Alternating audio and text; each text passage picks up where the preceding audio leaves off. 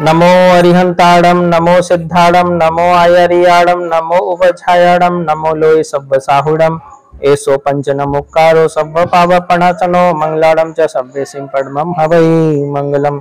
नमो जिनाणम। बोलो प्रथम तीर्थंकर भगवान ऋषभ देव की जय। आज की क्लास और परीक्षा स्टार्ट करें उससे पहले मैं आपको एक स्टोरी सुनाना चाह रहा हूं। स्टोरी का नाम है श्वेतवाहन राजा की कहानी।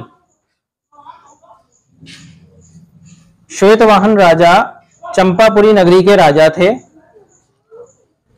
एक बार भगवान महावीर स्वामी चंपापुरी नगरी में आए और चंपापुरी नगरी में भगवान महावीर स्वामी के प्रवचनों को सुनकर के श्वेतवाहन राजा को वैराग्य हो गया और उन्होंने अपने बेटे विमल वाहन को राज्य का सारा भार सौंपकर उनका राज्याभिषेक करके भगवान से संयम दीक्षा अंगीकार कर ली और भगवान महावीर के साथ में ग्रामानुग्राम विचरण करने लगे। और राजा के साथ में अनेक देश के राजाओं ने भी संयम को स्वीकार किया। संयम का मतलब होता है दीक्षा ग्रहण करना। घर गृहस्थी का परित्याग करके माता पिता पुत्र मोह आदि का मोह त्याग करके अपने स्वरूप में स्थिर होना, अपनी आत्मा का चिंतन करना, धर्म ध्यान करना, वो संयम कहलाता है, वो दीक्षा कहलाती है। एक बार भगवान महावीर स्वामी राजगृही नगरी में आए और उनके साथ श्वेतवाहन राजा भी जो अब मुनि हो गए थे वो भी राजगृही नगरी में आए और एक वृक्ष के नीचे काउत्सक में लीन हो गए। उसी समय राजगृही नगरी का राजा श्रेणिक भगवान महावीर स्वामी के दर्शन करने के लिए वहां से निकले और उन्होंने उस वृक्ष के नीचे उस श्वेतवाहन मुनि को ध्यान करते हुए देखा तो उनको आश्चर्य हुआ कि ये जो मुनिराज हैं ये कितना कठोर ध्यान कर रहे हैं, लेकिन इनके चेहरे की आकृति बड़ी विकृत बनी हुई है। तो मैं जाकर के पूछता हूं कि ये कौन मुनिराज है और इनकी ये चेहरे की आकृति ऐसी विकृत क्यों है। तो समव शरण में गौतम स्वामी भगवान थे। तो गौतम स्वामी भगवान से प्रश्न पूछा कि भगवान, मैंने अभी जो मुनिराज को देखा था वो कौन है और उनकी जो हाव भाव है वो विकृत क्यों बने हुए हैं। तो गौतम भगवान बोले कि ये जो मुनिराज है ये चंपा नगरी के राजा श्वेतवाहन है। जब ये 30 दिन के उपवास करने के बाद में जब ये भिक्षा लेने के लिए, आहार लेने के लिए जब राजगृह नगरी में आए तो उस समय दो व्यक्ति उन्हें देख करके ये बोले कि अरे ये तो वही राजा है जो अपने छोटे से बेटे को राज्य का राजा बना करके दीक्षा ले लिया है, साधु बन गया है, मुनि बन गया है। इसने उस छोटे से बच्चे के ऊपर इतना बड़ा राज्य का भार डाल दिया। अब वो छोटा सा बच्चा बड़ी दुविधा में है, परेशानी में फंस गया है, क्योंकि उस राज्य के जितने भी सभासद और मंत्री हैं सब उसके विरुद्ध हो गए हैं और सभी ने उसके खिलाफ षड्यंत्र रच करके उसको सांकलों में बांध दिया है और पूरे राज्य पे कब्जा कर लिया और उस राज्य को आपस में उन लोगों ने बांट लिया। तो ये ऐसा मुनिराज है जिसने घर गृहस्थी को तरफ बिल्कुल भी ध्यान नहीं दिया। ये तो पाखंड कर रहा है कि साधु बनकर के इसने अपने घर गृहस्थी के बारे में अच्छे से सोचा तक नहीं। तो अपने पुत्र स्नेह के कारण जो श्वेतवाहन मुनि थे और मोह के कारण और स्नेह के कारण उन्होंने क्या किया, आहार ग्रहण नहीं किया और वापस अपने उसी वृक्ष के नीचे आ गए जहां पर कायोत्सर्ग कर रहे थे, ध्यान कर रहे थे। तो वो ध्यान में वापस लीन हो गए, लेकिन अब उनके मन में शुभ ध्यान नहीं चल रहा था, धर्म ध्यान नहीं चल रहा था, उनके मन में क्या चल रहा था? अशुभ ध्यान चल रहा था, रौद्र ध्यान चल रहा था। बाह्य परिणामों के कारण से उनके अंदर तीव्र कषाय की अग्नि जाग गई, क्रोधाग्नि जाग गई, और संश्लेष परिणामों के कारण से उनमें अशुभ लेष्या की वृद्धि होने लगी। मन ही मन वो अपने बच्चे को बचाने के लिए तत्पर हो गए। वो ध्यान में नहीं थे, वो दुर्ध्यान में आ गए कि मुझे अपने बच्चे को बचाना है। वो बेचारा सांकलों से बंधा हुआ है, सभासद और मंत्रियों ने उसको बांध दिया है, अभी मुझे उन सभासद मंत्रियों को मारना है। मन ही मन में एक साधु होकर के वो युद्ध करने लगे, मन ही मन में युद्ध करने लगे।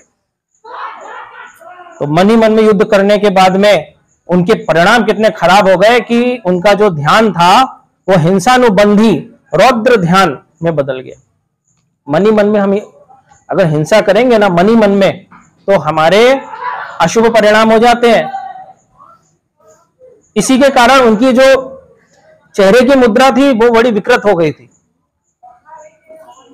तो गौतम स्वामी से राजा श्रेणिक ने पूछा कि जब इनके परिणाम इतने अशुभ है, इनके भाव इतने अशुभ है, तो मृत्यु के बाद ये कहां जाएंगे? तो गौतम स्वामी भगवान बोले कि अगर अंतर मुहूर्त में अगर इन्होंने और भी ज्यादा अशुभ परिणाम किए तो मरने के बाद में 7वें नरक में जाएंगे। कहां जाएंगे? नरक 7 प्रकार की होती है। उन्होंने कोई हिंसा नहीं करी, वो हाथ में तलवार लेकर के लड़ने के लिए युद्ध मैदान में नहीं गए, किसी को मारने नहीं गए, यहां बैठे बैठे ही सोचने लगे, अशुभ ध्यान करने लगे। और अशुभ ध्यान करने के बाद में क्या हुआ? मृत्यु के बाद में वो कहां जाने वाले हैं? नरक में, 7वें नरक में। अगर आप यहां बैठे बैठे किसी के प्रति गलत ध्यान करेंगे ना, बैठे बैठे गलत ध्यान करेंगे तो कहां जाओगे फिर? हाँ, ध्यान रखिएगा, हम किसी को मारे या ना मारे ये महत्वपूर्ण नहीं है, हमारे भाव कैसे होने चाहिए वो महत्वपूर्ण है। ध्यान रखना, हमारे भाव महत्वपूर्ण है, हमारे भाव शुभ होने चाहिए, अच्छे होने चाहिए। तो वो गौतम स्वामी भगवान राजा श्रेणी को बोले, जाओ अभी जो मुनिराज हैं जो ध्यान कर रहे हैं उनको उनकी यथा स्थिति के बारे में समझाओ, उनके वास्तविक स्वरूप के बारे में समझाओ कि साधु बनना, मुनिराज बनना कोई महत्वपूर्ण नहीं, लेकिन अंतरंग से साधु बनना महत्वपूर्ण है। बाह्य वेश धारण करना महत्वपूर्ण नहीं है। कोई साधु के कपड़े पहन ले, सादा कपड़े पहन ले, या कोई मुनिराज बन जाए तो वो इंपॉर्टेंट नहीं है। अंतर से उसके भाव कैसे हैं, उसके परिणाम कैसे हैं, वो कितना शुभ है, वो इंपॉर्टेंट है। भावना इंपॉर्टेंट है, उसके परिणाम इंपॉर्टेंट है। जाओ, वो अपने वास्तविक स्वरूप में नहीं है, उनको उस दुर्ध्यान से बाहर निकालो, उनको प्रतिबोधित करो, उनको समझाओ कि आप इस संसार सागर में वापस डूब रहे हो, पुत्र मोह में फंस गए हो, क्रोध अग्नि में जल रहे हो। अगर आपने जो साधु जीवन अंगीकार किया है, मुनि दीक्षा अंगीकार की है, तो किसके लिए की है? मोक्ष प्राप्ति के लिए की है ना, सिद्ध दशा को प्राप्त करने के लिए की है ना। वापस इस संसार की अग्नि में कूद जाओगे, वापस आ जाओगे और वापस 4 गतियों में भटकोगे, नरक जाओगे, फिर त्रियंत जाओगे, फिर मनुष्य गति में जाओगे, फिर कभी देव बनोगे, तो चारों गतियों में भ्रमण करना पड़ेगा। तो हमारी वो जो शुभ गति है, हमारी जो पंचम गति है जिसको हम सिद्ध अवस्था बोलते हैं, हमें कहां प्राप्त हुई? हमें तो सिद्ध बनना है ना, हमें देव नहीं बनना है, हमें मनुष्य नहीं बनना है, आगे हमें नरकों में और त्रियंचों में नहीं जाना, हमें तो सिद्ध बनना है जहां शाश्वत सुख है। मुक्तिपुरी है मेरा धाम। क्या है वो? मुक्तिपुरी है मेरा धाम। तो मेरा असली धाम क्या है? मुक्तिपुरी। हमें तो सिद्ध बनना है, मुक्तिपुरी में जाना है। तुम उन मुनिराज को उसमें से जो दुर्ध्यान में फंस गए हैं उनमें से बाहर निकालो। शुक्ल ध्यान रूपी अग्नि के माध्यम से जो घातिया कर्म रूपी सघन वन है उनको जला दो, उनको जाकर के प्रतिबोधित करो। राजा श्रेणिक गए और राजा श्रेणिक ने मुनिराज को कहा कि मुनिराज आप दुर्ध्यान में आ गए हो, आप पुत्र मोह में इतने अंधे हो गए हो कि मन ही मन में हिंसा कर रहे हो, मन ही मन में अपने शत्रुओं को मार रहे हो, आप ध्यान नहीं कर रहे हो, शुभ ध्यान नहीं कर रहे हो। आप कौन सा ध्यान कर रहे हो? अशुभ ध्यान कर रहे हो, हिंसा कर रहे हो मन ही मन में, समझ रहे हैं ना। तो इसीलिए वो मुनिराज ने उनकी बातों को ध्यान से सुना और तुरंत वो स्थिर हुए और स्थिर होकर के मन ही मन में सोचने लगे मैं क्या कर रहा था, मैं मन ही मन में युद्ध कर रहा था, एक साधु होकर के, एक मुनि होकर के मैं लड़ाई कर रहा था, मैंने 5 महाव्रत धारण किए और मैं अपने स्वभाव से च्युत हो गया, अलग हो गया, हट गया, अलग मार्ग पे चला गया, अब मुझे अपने वापस मार्ग पे आना है। ऐसा सोचते सोचते वो छपक श्रेणी में चढ़े, उनको शुक्ल ध्यान हुआ और शुक्ल ध्यान होने के बाद में कहां पर आए? उनको केवल ज्ञान की प्राप्ति हुई और केवल ज्ञान के बाद में वो अब कहां जाएंगे? मोक्ष। जिसको केवल ज्ञान हो जाता है यानी संपूर्ण विश्व का, तीनों लोकों का और तीनों कालों का एक साथ जो ज्ञान हो जाए उसे कहते हैं केवल ज्ञान। और जिस व्यक्ति को ऐसा केवल ज्ञान हो जाए उसको कहते हैं केवली। तभी तो हम बोलते हैं केवली पन्नत्तो धम्मम शरणम पवज्जामि, यानी ऐसे केवल ज्ञानी भगवान की शरण को मैं स्वीकार करता हूं, उनकी मैं शरण को प्राप्त करता हूं। तो ऐसे वो मुनिराज, श्वेतवाहन मुनिराज अपने स्थिति में आए, अपने स्वरूप में आए और अपनी स्थिति को पहचान करके उन्होंने अपनी आत्मा का कल्याण किया। ये जो कथा है ये श्वेतांबर ग्रंथों में प्रसन्नचंद्र राजर्षि के नाम से प्रचलित है और जबकि दिगंबर ग्रंथों के अंदर यही कहानी मिलती जुलती है जिसे श्वेतवाहन राजा के नाम से आज मैंने आपको एक कथा सुनाई।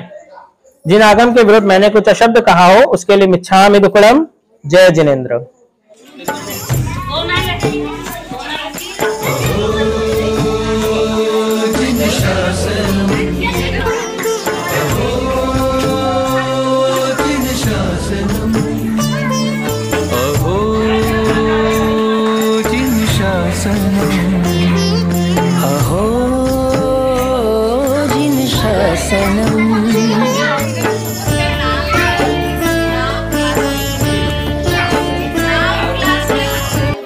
और नीचे जो वो सब्सक्राइब का बटन है ना उसको हिट करो, जल्दी से करो सब्सक्राइब।